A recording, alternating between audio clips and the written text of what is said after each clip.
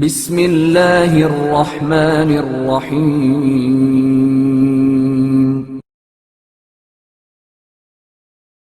زندان شام میں جناب سکینہ کا خواب۔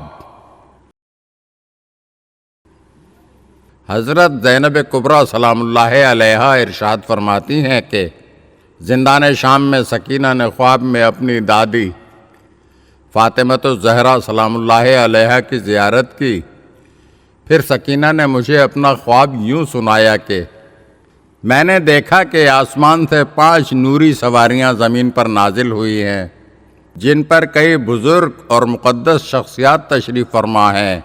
فرشتوں نے انہیں چاروں طرف سے گھیر رکھا ہے اور ان کے ہمراہ جنتی غلام موجود ہیں۔ ان نورانی شخصیات کے سواریوں سے اترنے کے بعد وہ سواریاں تو واپس چلی گئیں اور بہشتی غلام میرے پاس آیا اور کہا، سکینہ، آپ کو آپ کے جد نے سلام کہلوایا ہے۔ میں نے کہا، رسول خدا صلی اللہ علیہ وآلہ وسلم پر بھی سلام ہو۔ اے رسول خدا کے بھیجے ہوئے، تو کون ہے؟ اپنا تعارف کروا۔ اس نے جواب دیا، میں بہشتی خادموں میں سے ایک ہوں۔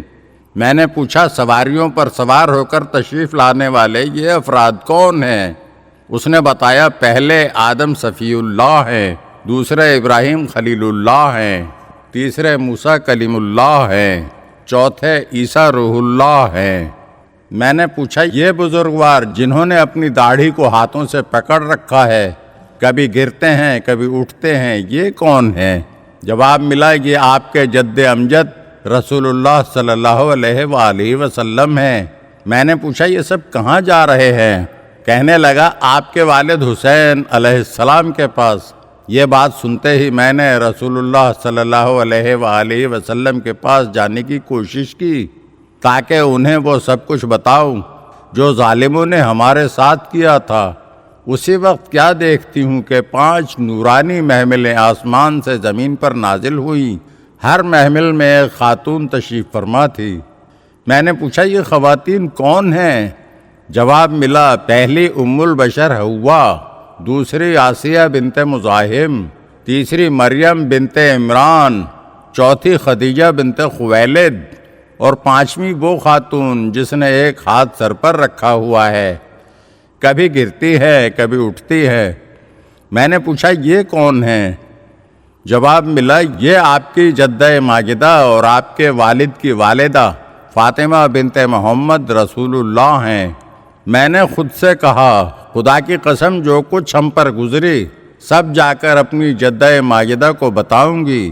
میں ان کے پاس پہنچی، میری آنکھوں سے آنسو رواں تھے۔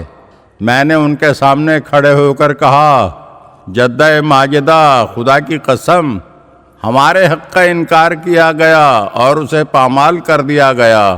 جدہ ماجدہ، انہوں نے ہمارے خاندان کو تباہ و برباد کر دیا۔ جدہ ماجدہ، انہوں نے ہماری حرمت کا ذرا پاس نہ رکھا۔ اے دادی جان، انہوں نے ہمارے بابا حسین کو قتل کر دیا۔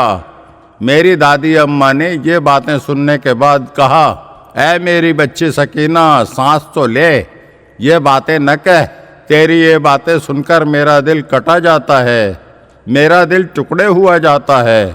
بیٹی، یہ تیرے بابا حسین کا کرتا ہے، یہ میرے پاس ہی رہے گا اور کبھی مجھ سے جدا نہیں ہوگا، یہاں تک کہ قیامت کے روز میں اسی کرتے کے ساتھ خدا سے ملاقات کروں گی۔